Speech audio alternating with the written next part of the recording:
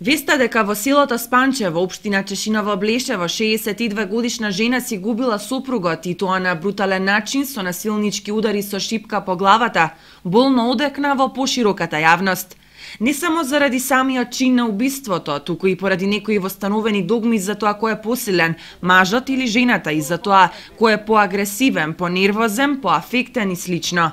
Баналноста и парадоксот на овие тешки дела секако и во фактот дека се случуваат во мирни, односно помалку стресни средини, во кои во рурално-земјоделски амбиент животот тече според соодветна хармонија.